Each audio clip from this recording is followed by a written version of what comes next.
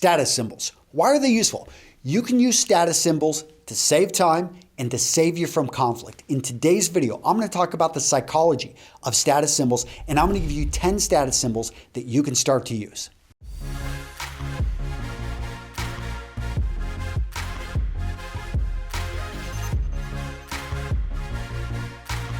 So let's start this by talking about the psychology of status symbols. Like the word implies, a status symbol is a symbol of your status in society.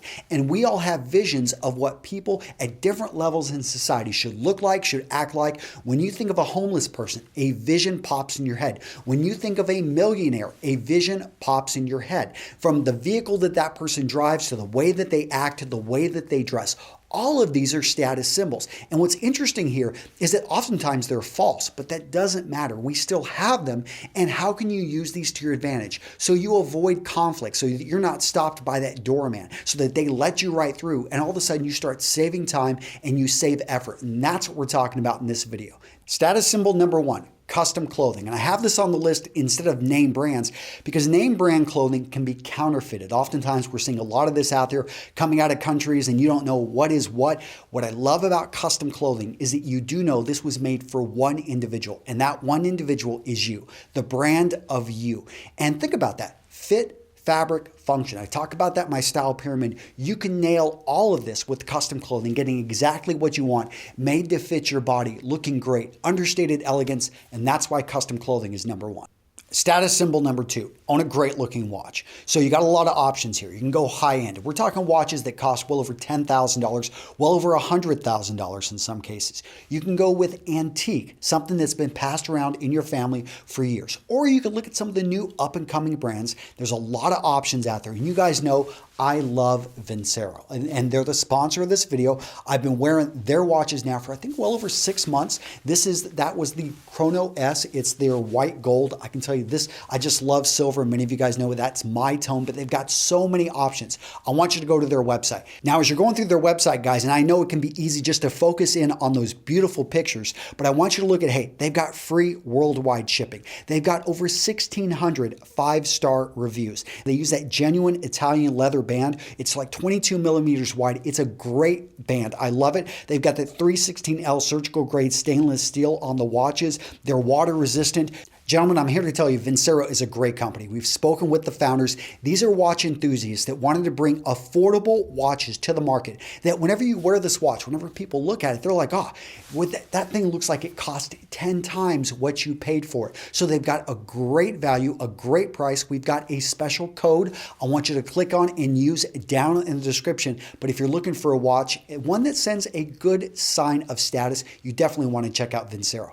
Status symbol number 3, your footwear. Now notice I didn't say dress shoes because it depends on what circles you run in. It could be sneakers. Yes, I've got some friends that are sneakerheads and they talk about all these different shoes that they spend a lot of money on in certain circles. That's a big deal. It's not necessarily my cup of tea. I'm more on the dress shoe side, but I will tell you that shoes historically have always been something that people look at and they make a quick judgment. Why? Because they were always something that was very expensive. They were something that only the rich initially could afford shoes, could have certain types of shoes, were allowed to wear certain types of shoes. So all of this sent signals that people to this day still look at. Status symbol number 4, the technology that you use. 2 factors here. The brand, and is this the latest and greatest device? We see this applied in phones. That's why people are lined up for the phones. They want to be able to show their friends, their colleagues, hey, I've got the latest and greatest phone from this particular company. And certain companies often are associated with different types of people. I know 10 years ago, it used to be that only creatives went with Apple. Those were the people I usually saw in the coffee shops. It was a big deal to have an Apple computer. Nowadays, everyone seems to have it. But understand that the tech you have can send a signal of where your status is in society. Status symbol number 5, the car you drive. Now this one is huge because it symbolizes how much money you make. What are your priorities? Where are you at in life? I've talked about what I drive. I used to have motorcycles. Now I have a Chevy pickup truck and a minivan. Yes, I have a minivan. I've got 4 kids, and that is the easiest vehicle for us to be able to get around, especially when you got young kids. But when someone is driving a Tesla, What do you think, what do you instantly comes to mind about this guy? He probably has money, and that's why someone gravitates towards that vehicle. But then I go home to West Texas, what are people driving? Dually pickup trucks. Yes, they are functional and they're useful if you've got to pull a horse trailer, but they also are cool for that area. Status symbol number 6, having strong convictions. This one is very interesting from a psychological perspective because overall in the general populace, it can have a dampening effect. If you decide, let's say, to put your religion, you're going to put it out there. I know for a lot of people, this is like, well, I don't really want to hear about it. But for those particular people who share that religion, this person in that particular group, all of a sudden, much higher level of status because he has shown that they are committed, that they are really on board, that they are not afraid to be who they are. A great example, Tim Tebow. This guy, for most of us, most people in the United States, it's like, okay, like we know that you're a Christian, you don't have to tell us all the time. But for Christians in particular, his status went up because he's not afraid to put it out there and he's consistently held to his convictions. Status symbol number 7, a body by design. Let me explain this. So I'm not talking about just going to the gym and getting in great shape. That in general, for the general populace though, can raise your status quite a bit if you've got a great looking body as defined by that society, which changes from culture to culture. I'm talking though about a body by design. So if you're going to be a sumo wrestler, think about that. You're having to gain a great amount of weight in order to actually participate and be successful in your chosen field. If you want to be a marathon runner. If you are an actor and you've got to gain 70 pounds, maybe lose 25 pounds, put on 40 pounds of muscle, whatever it may be, when you show that you've got mastery of your body and you can take it to the place that you want to, within that particular area, your status is going to skyrocket because you are showing you can do what most people can't. Next up, let's talk about etiquette. Etiquette is not manners. Manners are how you make people feel. Etiquette, these are the rules in society that help separate different levels of class. So understand it's different from culture to culture, and it may not have had the best beginning. Initially, it was there so that old money could separate itself from new money, but I think a lot of it actually makes pretty good sense, and you want to understand these rules, especially if you're going to be attending events that have you eating, have you having party favors, to know that little things like knowing, okay, if you receive an invitation, it has a dress code, you follow the dress code. If it says you need to RSVP, you know to RSVP. A lot of this seems common sense, but many people drop this by the wayside. So make sure that you have an understanding of general etiquette for your culture, and all of a sudden your status is going to go up. Next up, let's talk about Sprezzatura. So for you Italians, I know I probably just killed that, but the idea of the word is you take something that's very difficult, something that takes a lot of planning, something that most people would not be able to accomplish, and you make it look like it was easy, that it didn't require any effort. So maybe you're with a group of friends,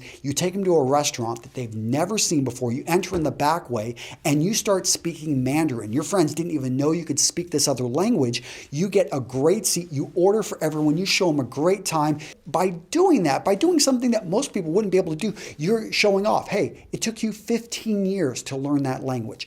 You have been to that restaurant multiple times and you have built up relationships.